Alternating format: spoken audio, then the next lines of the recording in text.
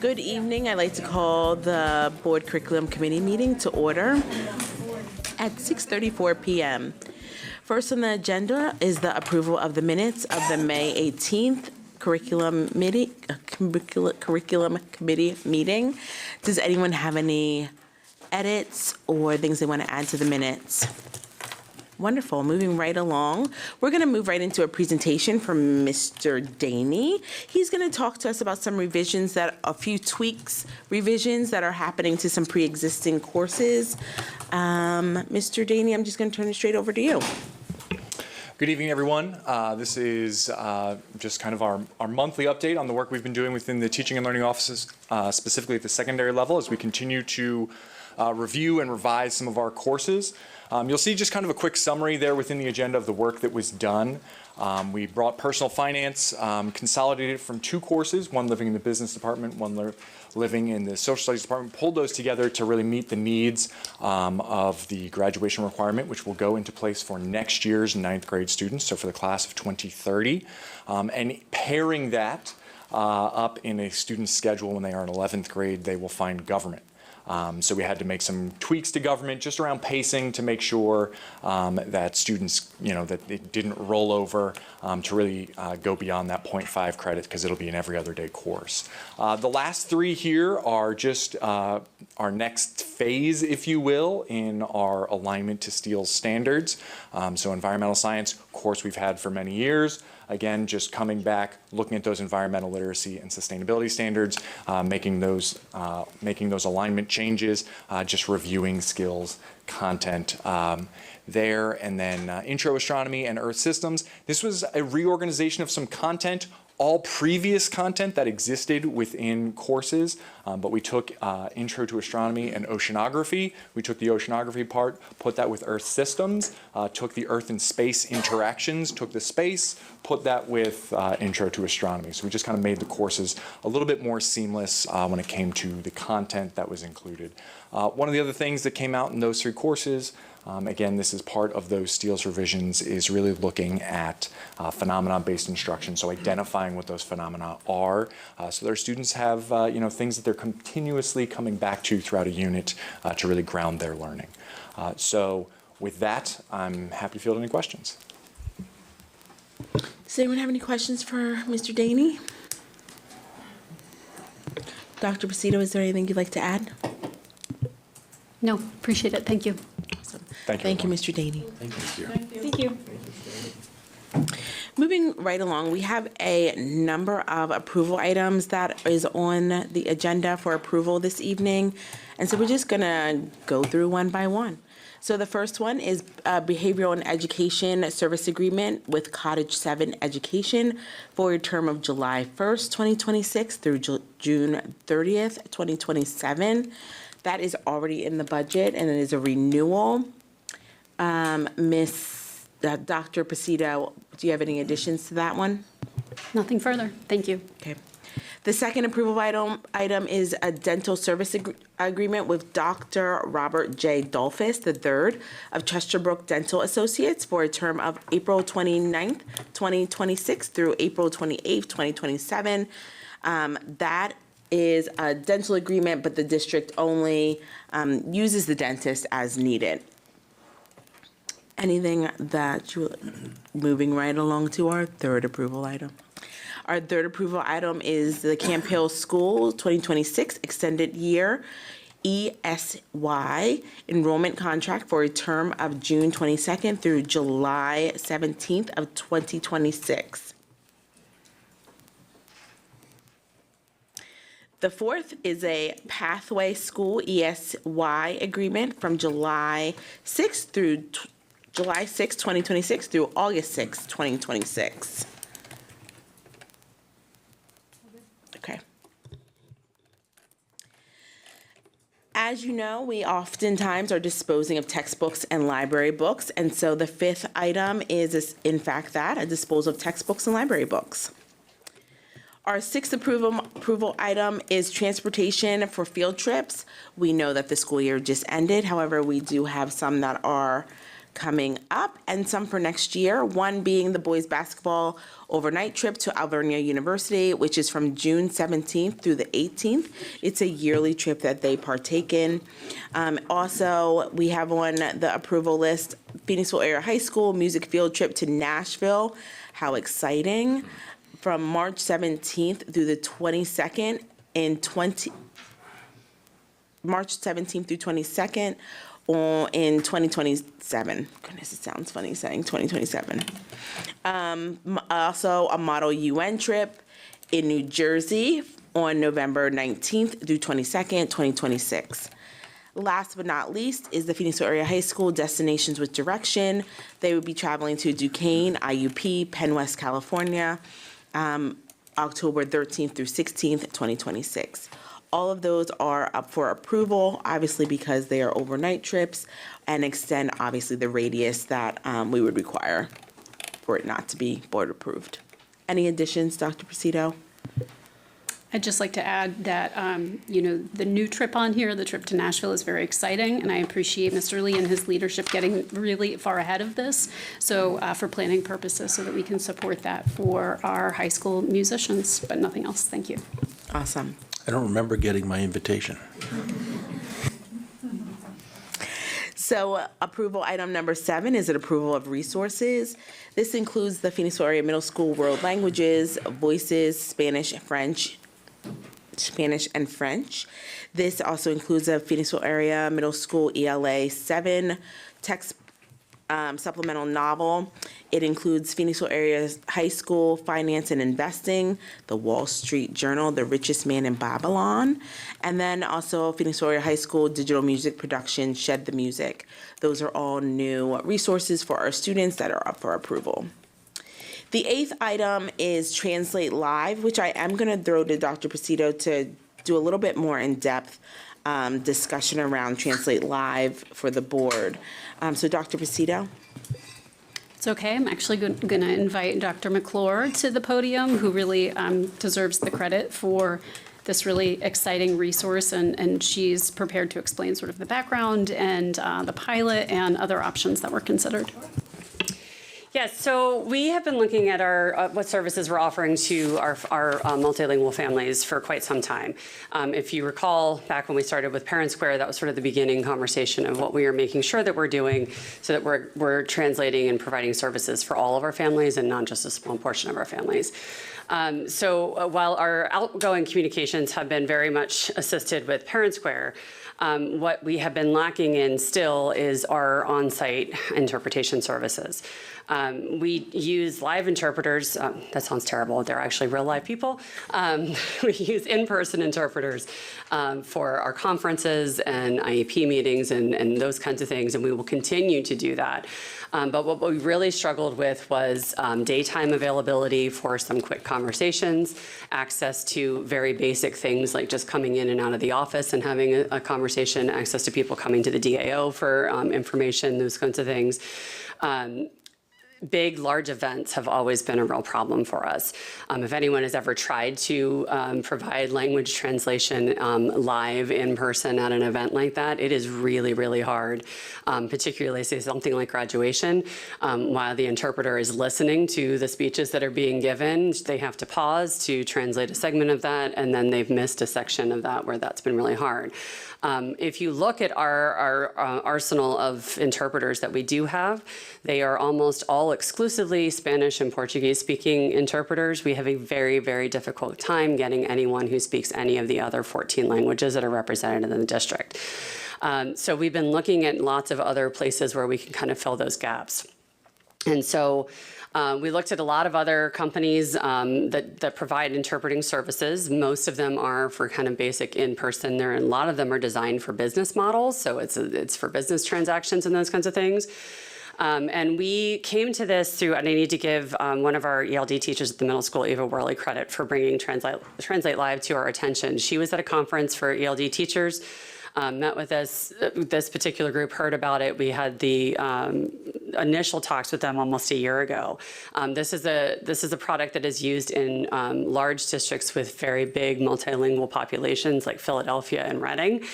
We've spoken to those districts and get some experience there. We did look at some other options. None of them offer the robust services that this one does. So what this is going to allow us to do is each building will have an actual device that is in this front office that works as sort of a two-way. It's kind of like if you've ever used like Say Hi or something like that. But it is both auditory and written, which is a rare thing for a lot of these services. So for people who prefer to listen to the translation as opposed to reading it, they will have that access.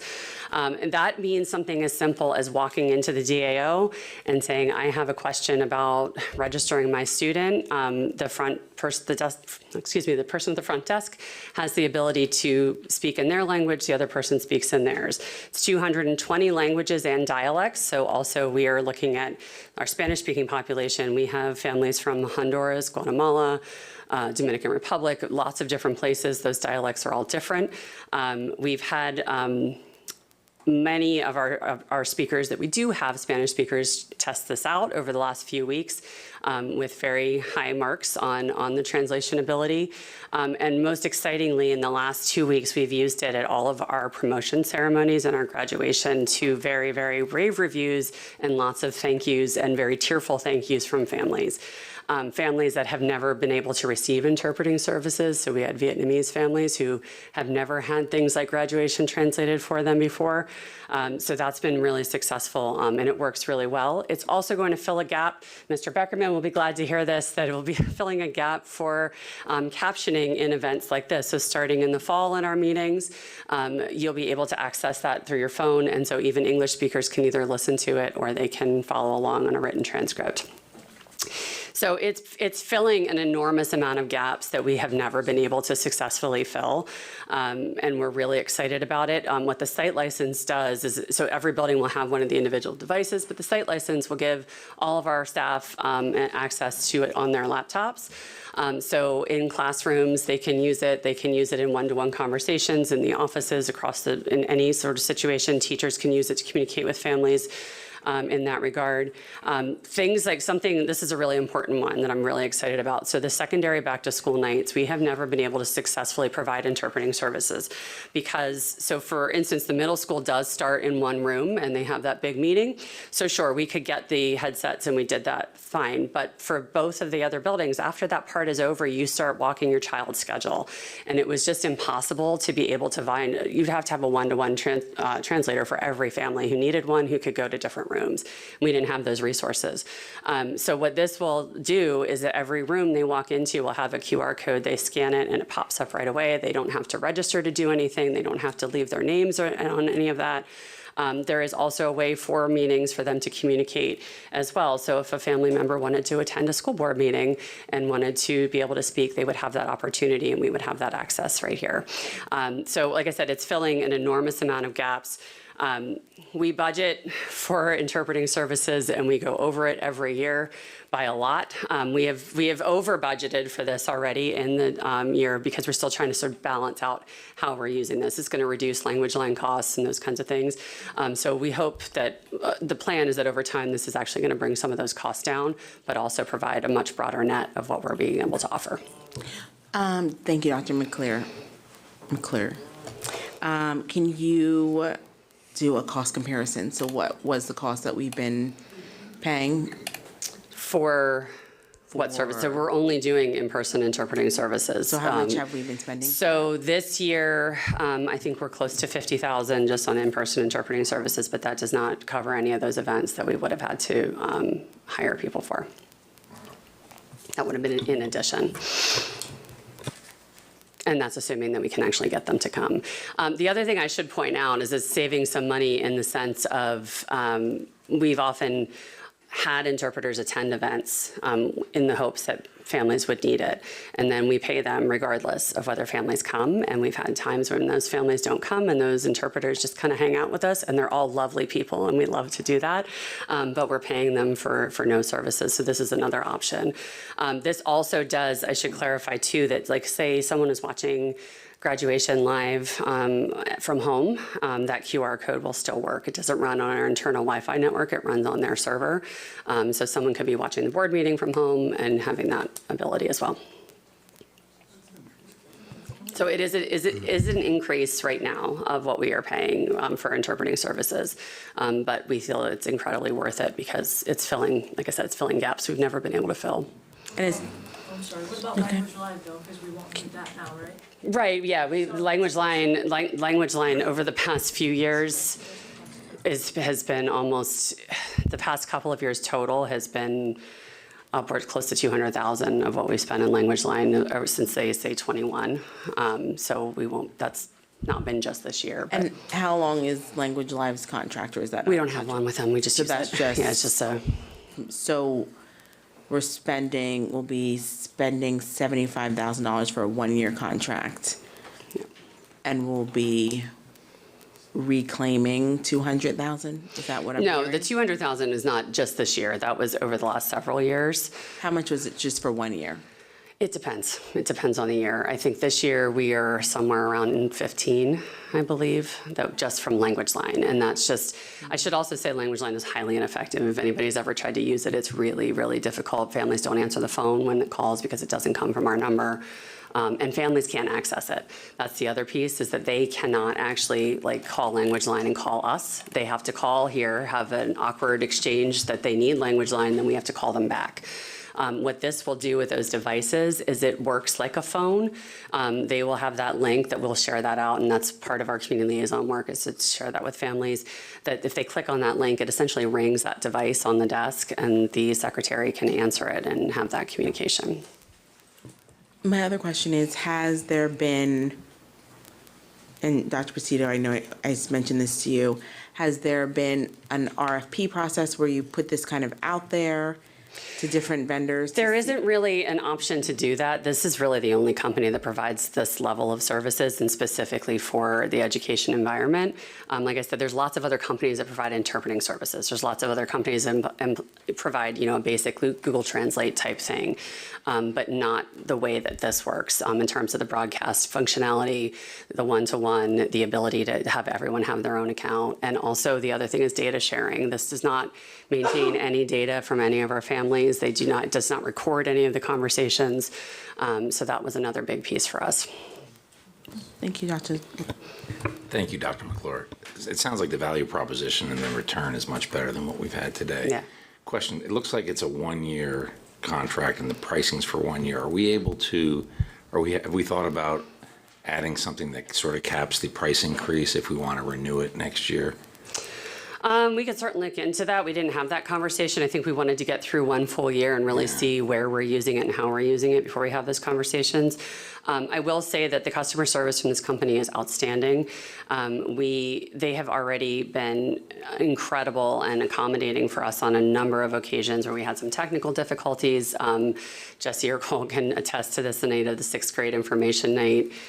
We had something went wrong with our speaker system, and they were on a Zoom call with us for 3 hours prior to the event, walking us through, and then sent us new equipment and extra things for us. So they're open to a lot of conversations, and I think that could be something that we could explore if we want to do that in maybe the 2nd and 3rd year. Thank you. Does anyone else have any comments for Dr. McClure?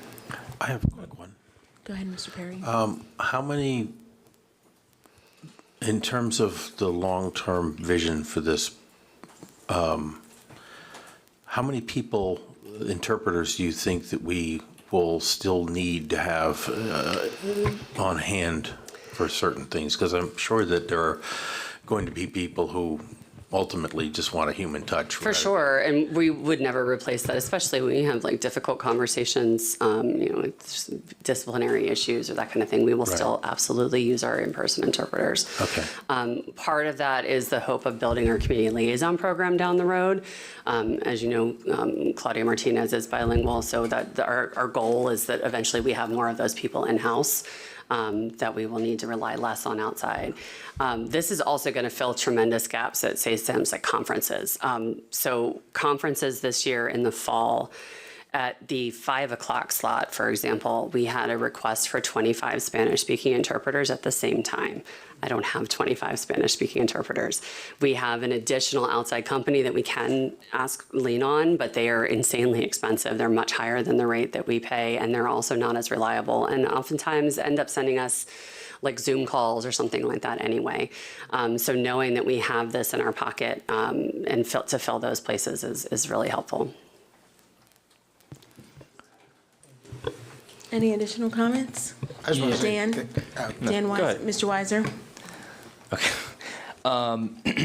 So is it a human on the other end of the service that's doing it, or this is automated? There's both. They do have in-person, not in-person, human, live interpreters that we could access also if we Okay. need to, and that would also be, there's built-in packages for the minutes on that as well, so some of that's included in that site license. Okay. And it seems like they're familiar with education sphere. Yes. If there's like an automatic Google Translate, whatever you want to call it, computer service, do we know in a privacy context, do we know what they're doing with that data? And There is no data sharing. Okay. They don't save anything. Okay. Yeah, that was a big selling point for us, is there is nothing saved. So one of the things that we had asked about that is if we had a meeting, is that transcript recorded? And it is not. It disappears as soon as you end the meeting. And that's for any of the conversations, whether it's a quick one here at the front desk or whether it's a meeting with a teacher, it's not saved. I'm happy to hear that. I do not have any other questions then. Yeah. I just wanted to say thank you. This is something that I think we've talked about as a board for a number of years, trying to solve this problem and for people with hearing disabilities as well. So that's a huge added benefit. And I'm excited. I think this is definitely well worth it and is going to be really beneficial for our community. So thanks for finding this.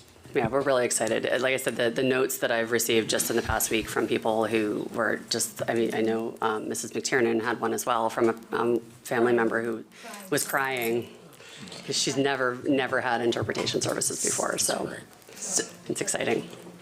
Thank you so much. Dr. McClure, all of that is wonderful. The only thing that I have an additional follow-up request, I don't know about the other committee members, is I would like to see how the price would decrease over time. For us, we sit here and talk about budget quite often, and so this is $75,000. Not that it's not worth it, but if we go beyond a year, are we decreasing our price, and by how much? Since they are so wonderful with customer service and are so obliging, I would be interested to see how. I think it would be hard to say exactly what that decrease is going to. I turned off. I think it would be hard to say what that decrease actually is. I mean, our demands for interpreting change on the regular. That's why budgeting for interpreting has been difficult, to say the least. So with that being said, I thought this package would be a catch-all for. It's going to fill most of our needs. It's also going to fill gaps we can't fill right now. Correct. So going back to the company and saying if we keep this contract beyond a year, are we going to see a price difference? I don't know why that would be hard for them to answer.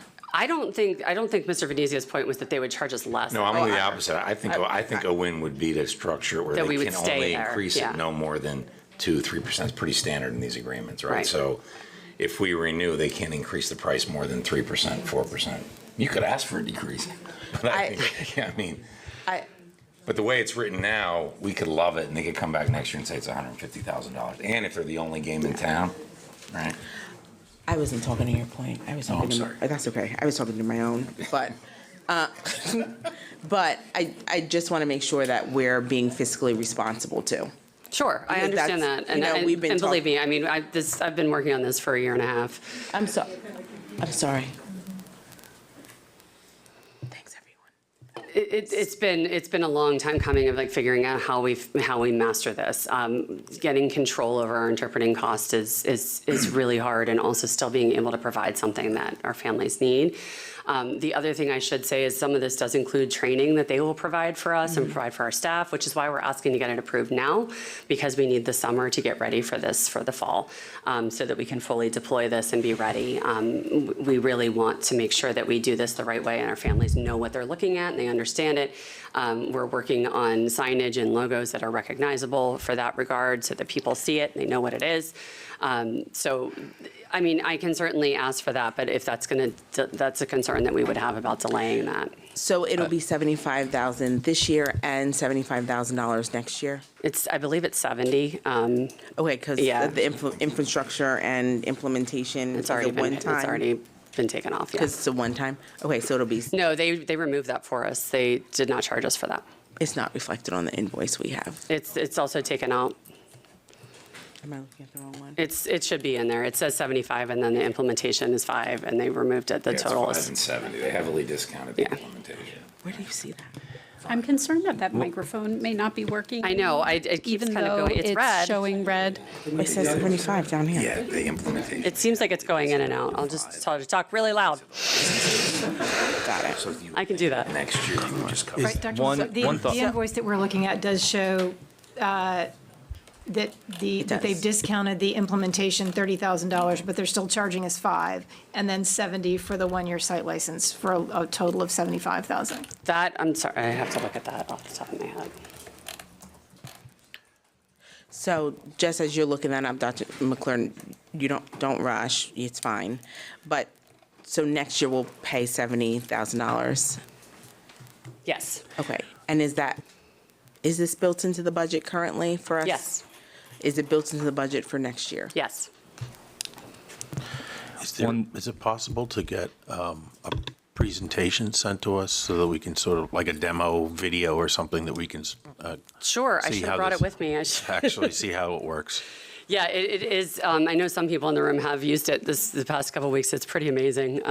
Like I said, it's a quick scan of your phone and off we go. But I can certainly send that to you.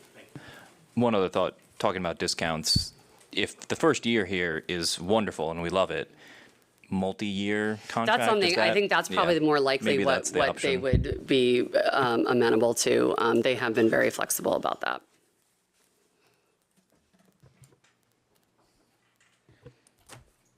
Yeah, the way I see how this is confusing. So it's times the 7 site licenses, which is the 30,000, but they discounted that to 5. So the site license is 70. So yes. Wonderful. Can I just interrupt for a moment? I just got a text message. The podium mic is not working. So public that is listening at home cannot hear Dr. McClure right now. We may, Wanna in just use- between meetings, we might have to, I can see if Chuck, but it's Do you want to just use Dan's? it's there, for the but it's time? not, yeah, we might just need to borrow yours back and forth. Okay. We'll see if that helps. It might, is that better? Jesus. Is there anything additional anyone would like to add? Ms. Walker? I just want to say thank you again. Because I know this has been on the minds of many families throughout the district, especially those who attended the EIB or participate on the EIB task force. So thank you for looking into it, and thank you for finding something that is so broad to cover multiple uses. It's I really appreciate exciting. that. We're excited. It is exciting. Thank you. Perfect. Thank you, Dr. McClure. Dr. Bacido, is there anything you'd like to add? Just a note of appreciation. I'm really excited about this, and we're already, as Dr. McClure said, just hearing some really amazing feedback from families that is long overdue.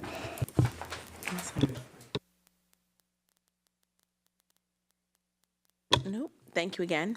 So moving right along with other approval items, the 9th approval item is approval of curricular revisions, which Mr. Gainey had spoken to earlier in this meeting.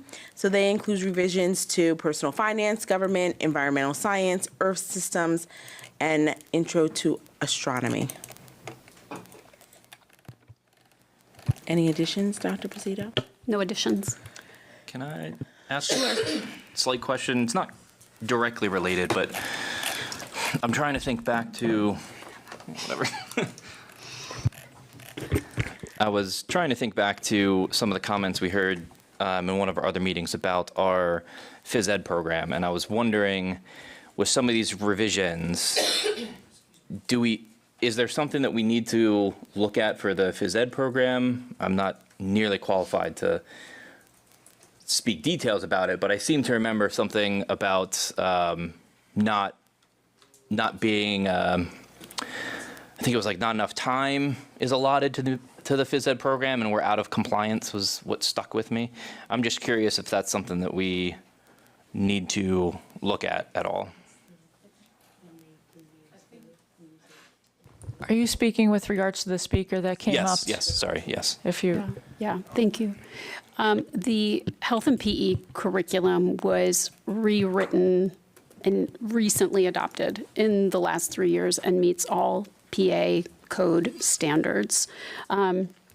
Separately, I think that there's going to be some pacing revision work done this summer, specifically at the middle school, so the board and the public can look to hear about that, should that, formalize. But the health and PE curriculum was recently done. Okay, thank you.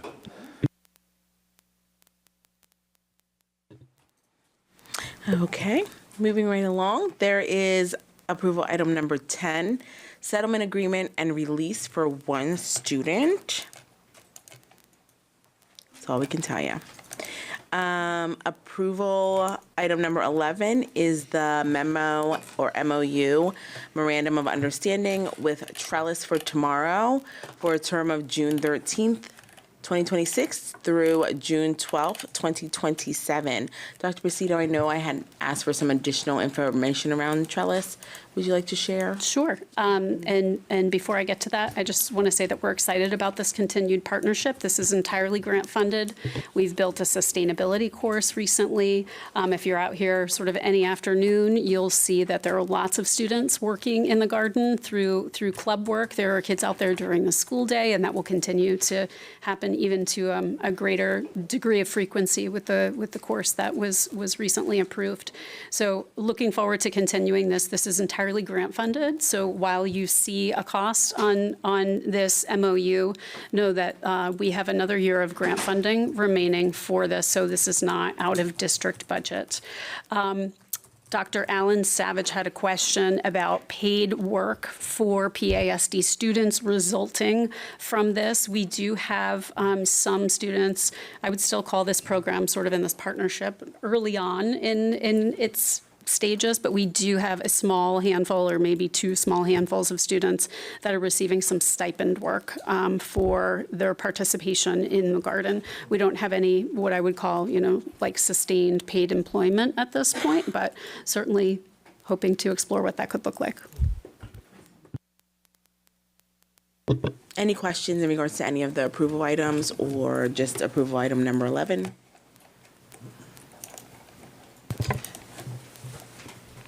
I have a question. Yes, Ms. Remington. Did I see on this MOU that we're expanding the garden to other schools? Thank you again, Dr. McClure. Sure, I'm back. Apparently this is working at home, so I think it's something in here that's happening. So yes, this is expanding into, we added a garden at Harris Hill earlier this year with the hopes of adding another bigger garden at Harris Hill in the future. We're not quite there yet. Barclay already had a garden, and then Schuylkill already had a garden. Manavon has been coming over and using ours.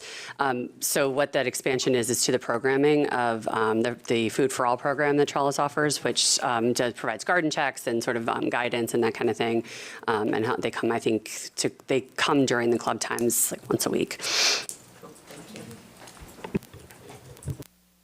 And there are 7 students getting stipends this summer. So. Awesome. Thank you, Dr. McClure. Thank you. Trellis is great, super excited. Samuel was part of the garden club. Samuel's my little one. And he was one of 3 at Harris Hill. And he has the green thumb now, so we're excited for him. So kudos to Trellis, and thank goodness we have grant funding that can support that and perhaps provide first employment opportunities for our students. We know how important that first employment opportunity is.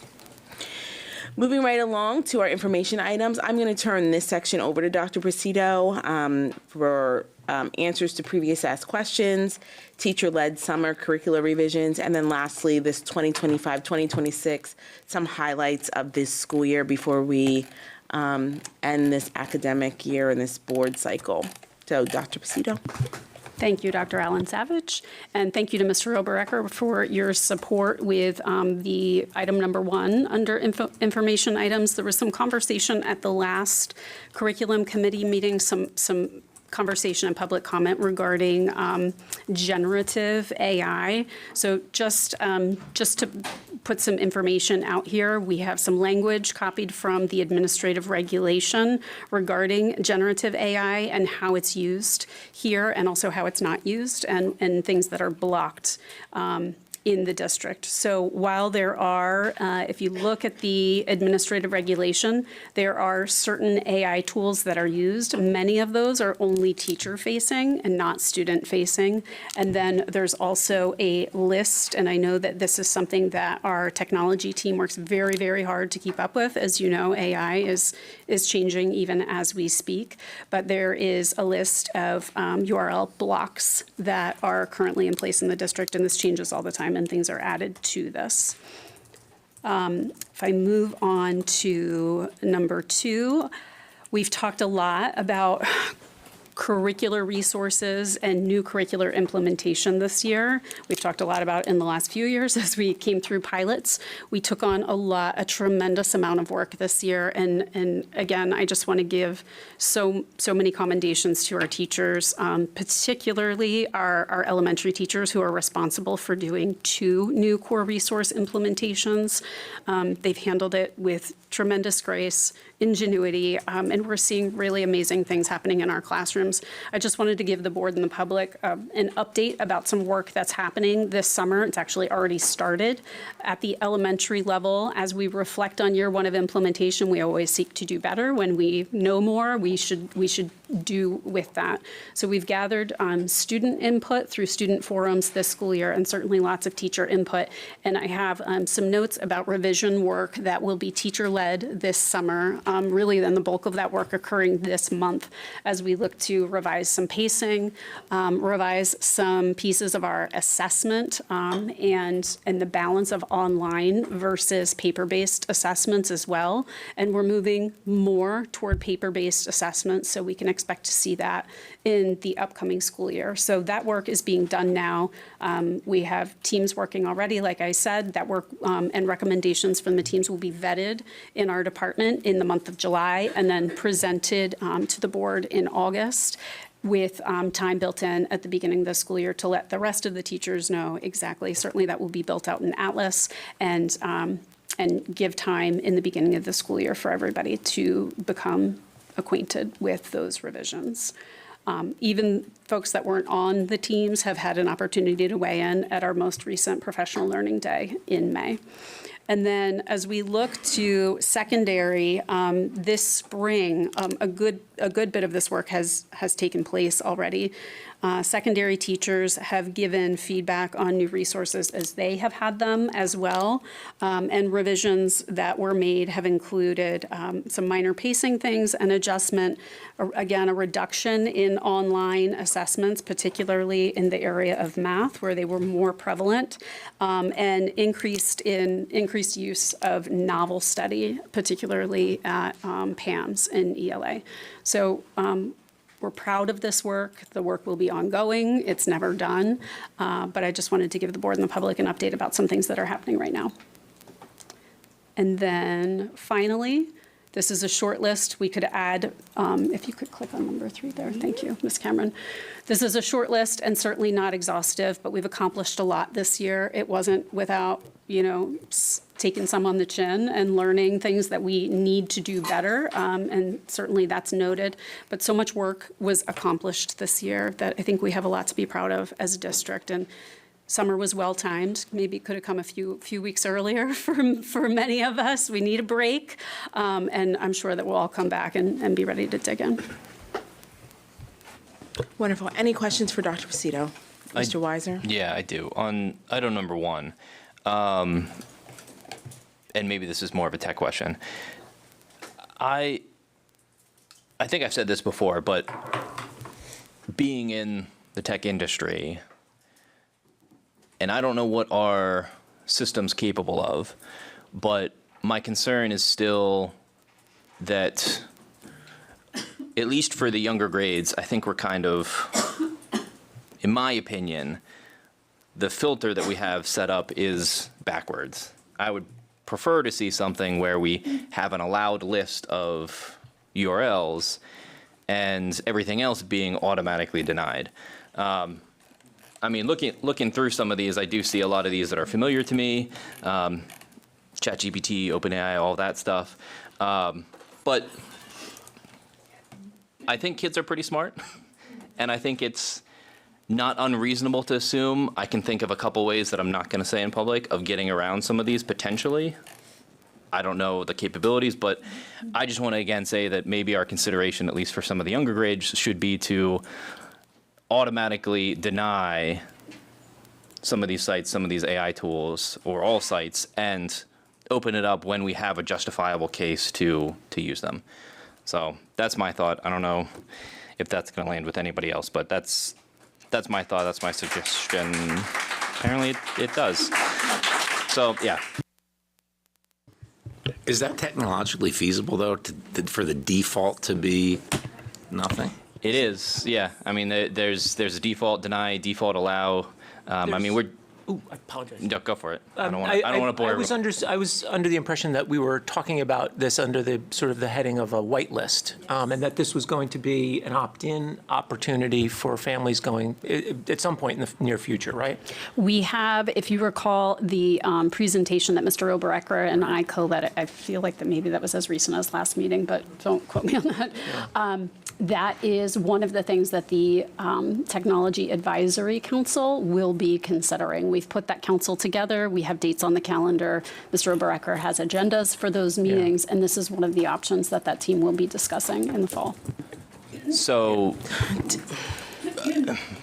it would be an opt-in to deny access. Is that accurate? Are these already the denied URL blocks? These are the blocks that are automatically denied, correct? Like, these are the default. Correct. If you're looking at the URL block attachment, those are all blocked. Maybe I misunderstood Mr. Weiser's point to mean beyond this list. Yeah, I mean, all websites.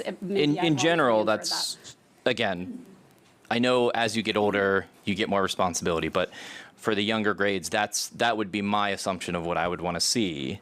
And it is definitely possible. I know it's definitely possible. But I also want to, if I understand things correctly, I also want to call out if we, in some capacity, I guess, if we're acknowledging that there's reasons that parents would want to opt in to block access to things, AI or at all, but in this case, AI, I guess, my request is we would consider the fact that I feel like that's kind of acknowledging there's issues of allowing access to the open internet. Maybe a better path forward is to assume that we deny access to these things and parents can opt in if they're comfortable with less restriction, almost.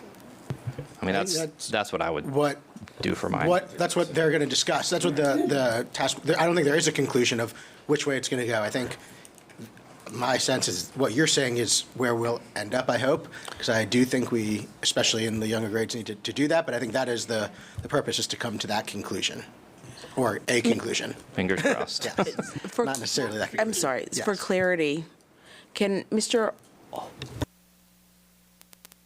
Overbecker, can you just come up and provide some clarity, make sure that we're all understanding this appropriately? Yeah, of course. So if you think back to the last meeting, we did talk about this. To Dr. Halloran's point, we discussed this as one of the options we're looking at.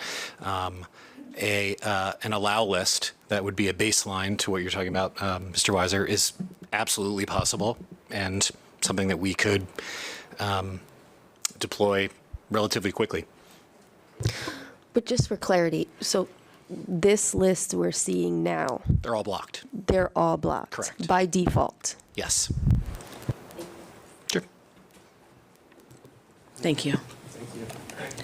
Any additional questions around the information items 1 through 3?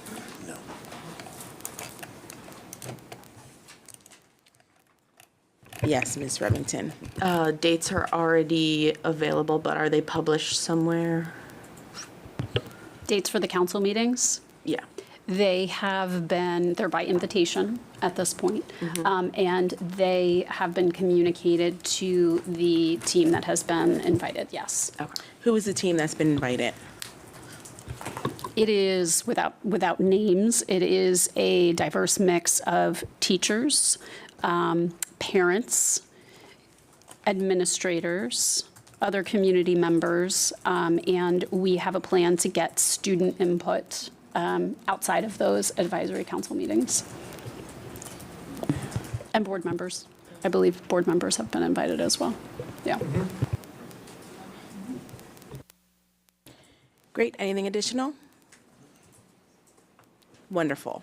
Let's move right on to recognition of visitors. The committee respectfully asks comments be no longer than 3 minutes. First up, Lisa Longo.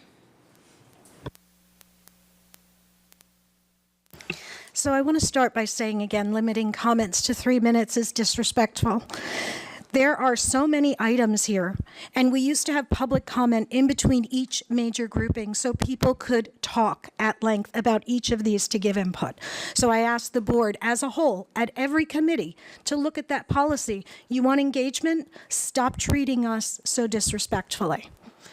Let's get to the Translate Live site license, because there's a lot there. I understand the setup cost was credited back, but are we purchasing versus leasing equipment? Is that part of that $70,000 a year?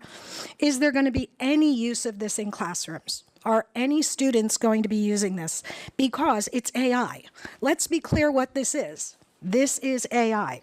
So we should not be having this in classrooms. It's great for conferences. It's great for events, for meetings like this, absolutely. But our children, let's not put it in the classroom. It's an annual subscription license. So yes, a multi-year, there's usually a discount if you want to go forward with that. But it is an annual license fee. In the past, no contracts were approved in any meeting other than finance. So the concept would have been approved here at curriculum, but then this contract would have had to go to finance. Finance had final approval of all contracts. That seems to have been lost. And what that did was it gave that additional due diligence and it gave that additional time for people to look at it. So I do think, while I wholeheartedly support this, I am in no way saying it's not a good thing. I am saying it should go through finance and it should have additional due diligence to answer some of the questions I heard. So I do ask that it be removed tonight and be sent to finance for consideration. All right, my long list.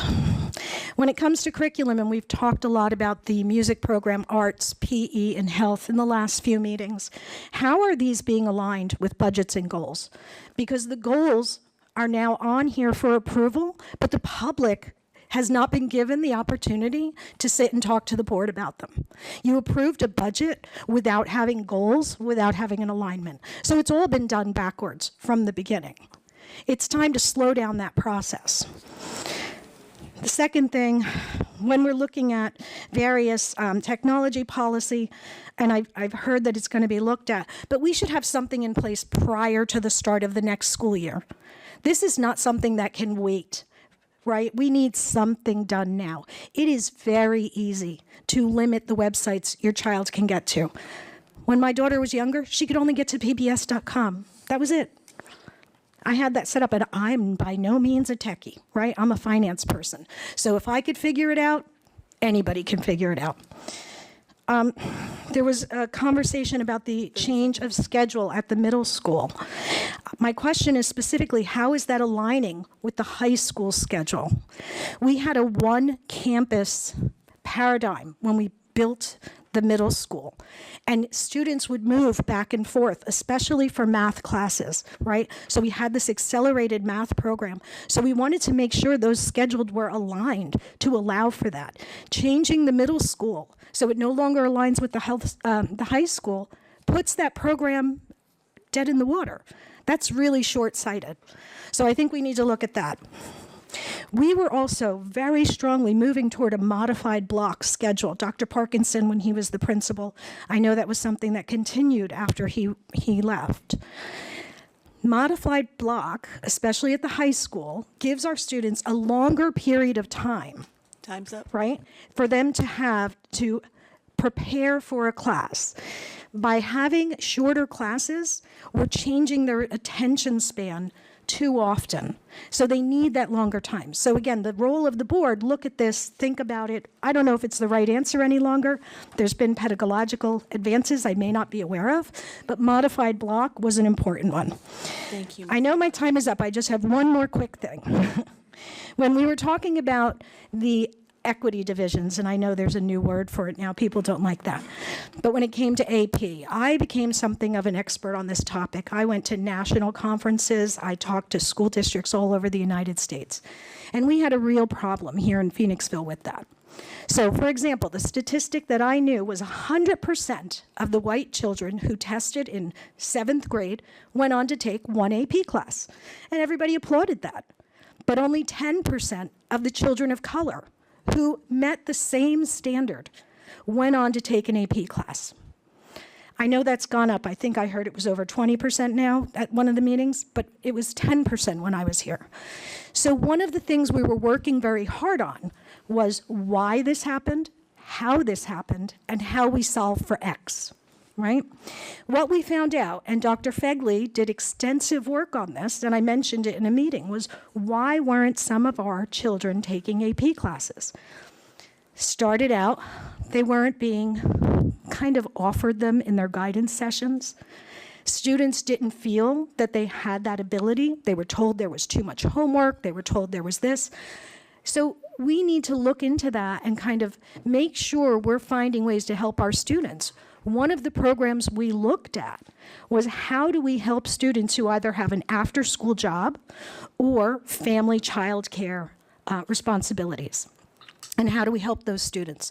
We worked through the hub, working with the YMCA to put homework help in place for younger students so older students could take that AP class.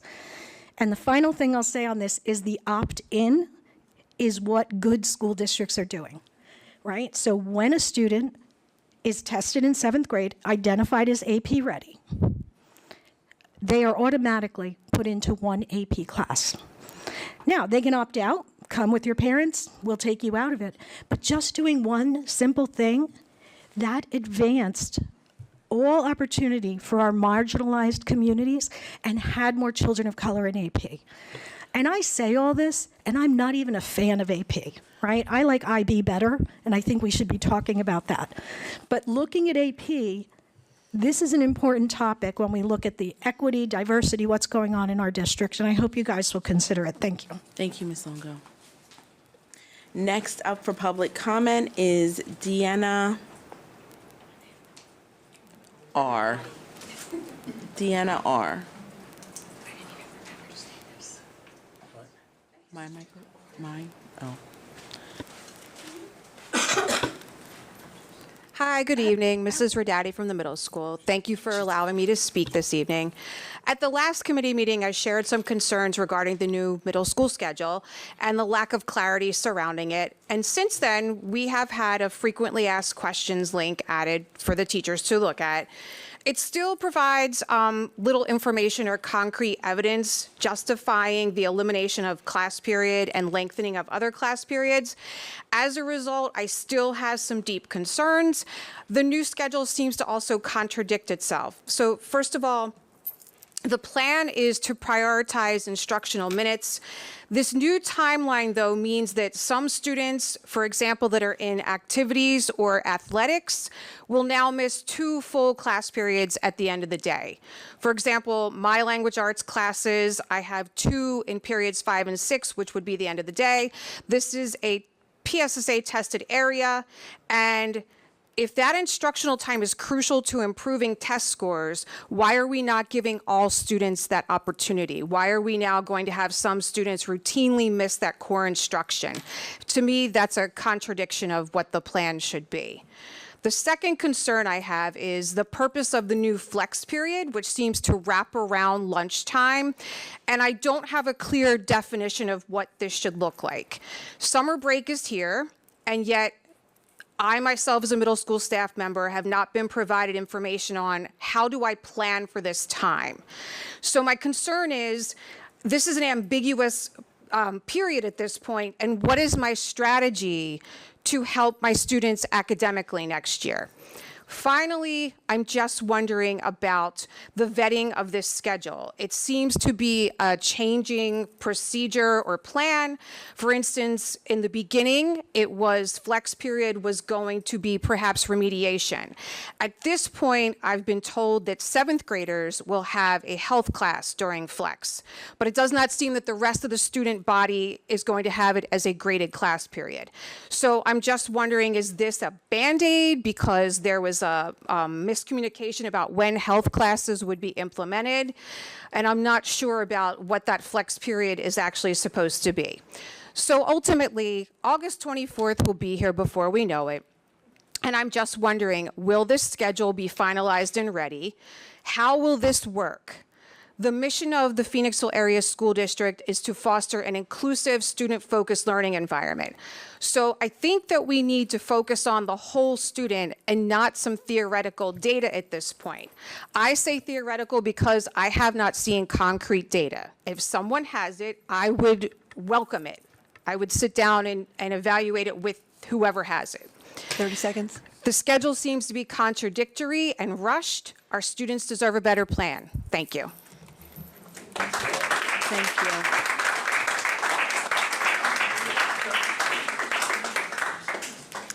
you. Next up for public comment is Lauren Clark.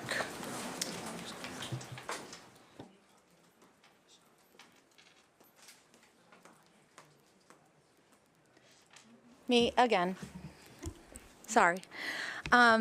I'm here today to Lauren Clark, Schuylkill Township teacher, all the things. I'm here today to summarize I didn't mean it that way. I'm here to summarize the ongoing staffing concerns at the middle school. Over the past 2 years, our students have experienced significant reductions in programming due to staff cuts. We have lost family consumer sciences, including cooking, as well as financial literacy and a communications course. Physical education and health staffing has been reduced from 4 teachers last year to 2 teachers this year to 1 teacher for next year.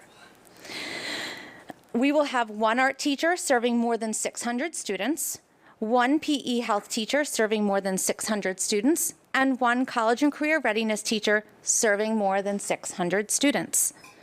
These reductions are not minor adjustments. They represent meaningful losses in educational opportunities for our students. A proposal has been made to bring in a long-term substitute to teach health during the grade level intervention and extension period. While this may be a temporarily fill a gap, it is a Band-Aid, not a solution. It does not address the larger issue of inadequate staffing and the continued erosion of these student programmings.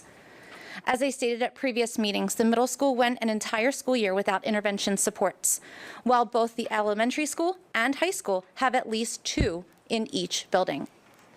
Although 1 intervention position is planned for next year, the middle school will still lack both a math interventionist and a certified reading specialist. If we truly are committed to putting students first, we must provide them with the staff, support, and programming that make them successful. These continued staffing reductions send the opposite message. I urge the board to consider these decisions and invest in the resources our middle school students absolutely deserve. Thank you, Ms. Clark.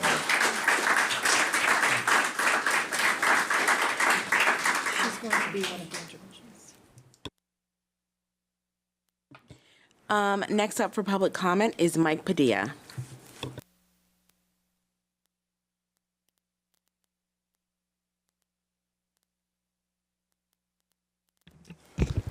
Mike Padilla, Schuylkill Township.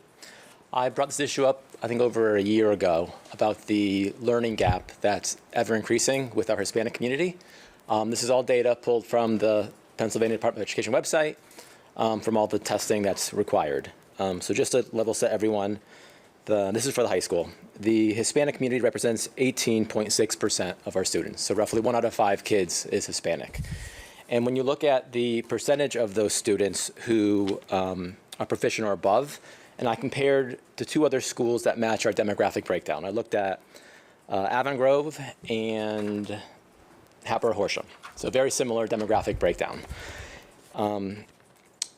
For language arts at those other schools, the Hispanic students are 55% and 55% proficient or above. At Phoenixville, they are 22%.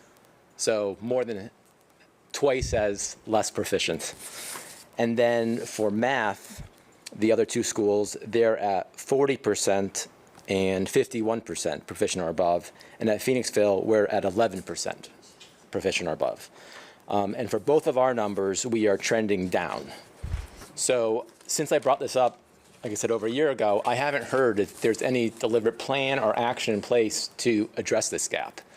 And if this was my company and 1 out of 5 employees were trending in the wrong direction and way below a benchmark, there would be like a bright spotlight on this of how am I going to fix this problem. And I haven't heard anything, been witness to any conversations, and I just feel like we're completely failing this part of our community. So I asked the board, I asked the administration to create a plan to figure out how you're going to close this. And it's not more devices, it's not AI. There's got to be something that the other schools are doing correctly that we aren't doing that we need to do going forward. Thank you.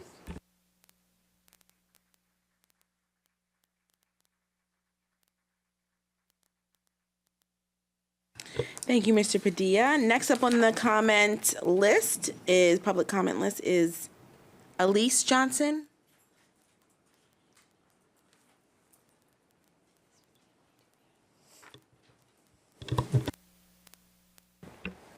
Good evening. Thank you. Elise Johnson, Schuylkill Township, parent, also teacher. Thank you to the board for your time and commitment to the education community of Phoenixville. I truly appreciate the work that you do. While I'm glad you're here, I don't want to be. I would much rather be home with my children making summer memories during these first few days of summer break. But here I am because something happened on the last day of school, and I promise there's a curricular connection, that I wanted to make the board aware. On the last day of school, there were 6th grade students on my child's bus that used their cell phones to show younger students disgusting, inappropriate content. I'm not going to go into the details, but I want this board to know that it happened because I suspect incidents like this rarely make it to your table. After sending my initial email and receiving an out-of-office response from the principal, I was not expecting to hear from the school for some time. I'm happy to say I received a response today acknowledging the incident, explaining it was handled. I want to recognize that because I do value that such a serious incident got a quick response from the district. However, a responsive email doesn't fix the root problem that I think is happening here. My children were not the students directly affected by this incident, and I am lucky for that, but other families may not be. This is one more data point in a pattern that I've heard from parents throughout the district. While cell phones are banned in K-6 schools, buses are a different story. There's limited supervision, lenient consequences, and kids with devices that give them access to everything. It may not be my personal choice to give my child a smartphone with AI capabilities when they are in 6th grade, but I realize other parents will. With the tech industry changing faster than policy can keep up, it is a fool's errand to wait for direction from the state or to legislate our way to control these tools in locations as uncontrollable as a school bus. However, that means we have a digital citizenship problem, not a mention it in English class problem, not an add a module to the STEM elective problem to address this curriculum gap, a real K through 12 sequenced, developmentally appropriate curriculum problem. We are not equipping kids with the skills to handle what is in their hands.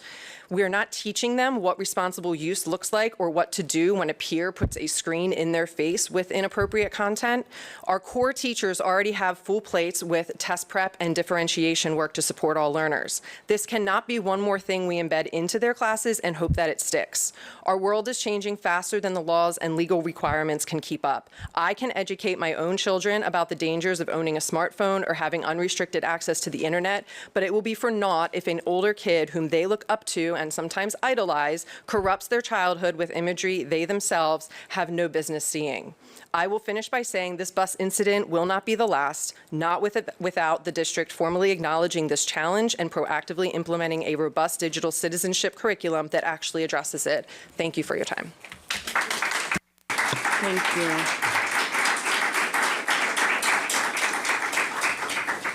Thank you so much. Last but certainly not least, Katie Cervillos.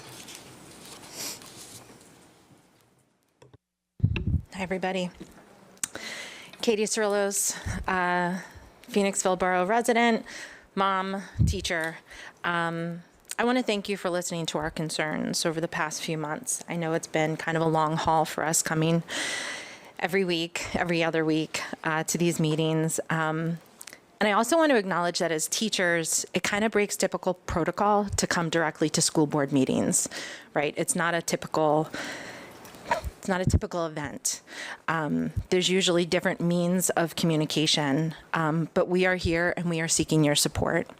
This is an indicator of our passion and our level of concern. Tonight, we are officially on summer break, y'all. And we are here en masse. There are lots of us out there, many of my colleagues that don't feel comfortable coming up and sharing their thoughts and their opinions. And I want you to know that they have lots of thoughts and opinions. We are still here asking for additional staffing and programming at the Phoenixville Area Middle School. We know budgets and line items are difficult to adjust, and we continue to urge you to bring some additional staff to our building to help ease some scheduling concerns with regard to our new schedule, specifically in the areas of art, career college readiness, communication, music, library, and family consumer science. These are courses that give students life skills that they might not get otherwise, which completes the whole education of a whole child. Thank you.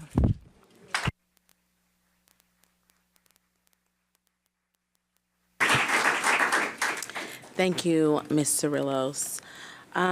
With that concluding our public comment, our next board meeting is August 24th at 5:30.